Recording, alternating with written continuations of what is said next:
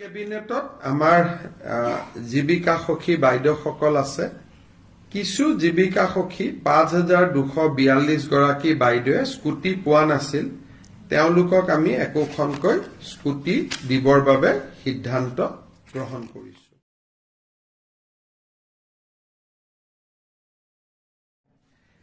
কিছু ট্ৰান্সপোৰ্ট টেক্সত আমাৰ হাল খলনি আছে, বিশেষকৈ ই ৰিক্সা আদি সহায় কৰাৰ কাৰণে এই সম্পৰ্কৰো বিল এখন কেবিনেটত আহিব।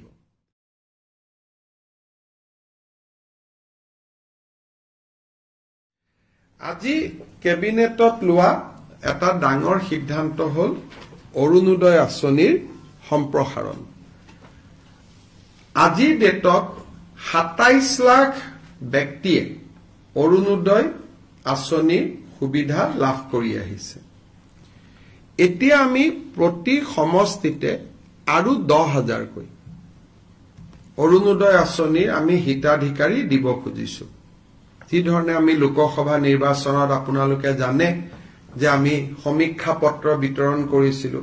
সমীক্ষা পত্ৰবিলাক উভতি আহিলে তাতে আমি দেখা পালো যে 10-12 লাখ মানুহৰ হাতত অৰুণোদয় নাই। সেইকাৰণে আমি অৰুণোদয় আঁচনিখনত নতুনকৈ 12,60,000 নতুন হিতাধিকাৰীক আমি অন্তৰ্ভুক্ত কৰিবলৈ সিদ্ধান্ত লৈছো। ই অৰুণোদয় 3 নামেৰে জনাজাত হ'ব। অৰুণোদয় 2ৰ বেনিফিচিয়াৰী সকলেও 3ৰ বাবে নতুনকৈ আবেদন কৰিব লাগিব আৰু 3ত নতুনকৈ আবেদনকাৰী অন্তৰ্ভুক্ত হ'ব। এই অৰুণোদয় 3ৰ প্ৰক্ৰিয়াটো 15 ছেপ্টেম্বৰৰ পৰা আৰম্ভ হ'ব আৰু আমি 1 ফেব্ৰুৱাৰীত নতুন হিতাধিকাৰীসকলক আমি অৰুণোদয় আঁচনি দিয়া আৰম্ভ কৰিম। তেতিয়ালৈকে পুৰণা অৰুণোদয় হিতাধিকাৰীসকলে নিৰন্তৰভাৱে অৰুণোদয় পাই থাকিব। কিন্তু যেতিয়া 1 ফেব্ৰুৱাৰীত আমি নতুন অৰুণোদয় দিব যাম, পুৰণা বেনিফিচিয়াৰী 2-এজন হয়তো তেওঁলোকৰ কোনোবা ঘৰত চাকৰি পালে, কোনোবা ঘৰত গাড়ী কিনিলে, বিভিন্ন কাৰণত তেওঁলোকে নাপাব। কিন্তু এইবাৰ অৰুণোদয় এটা আমাৰ কণ্ডিশ্যন হ'ল যে ৰেচন কাৰ্ড থকা মানুহে অৰুণোদয় পাব।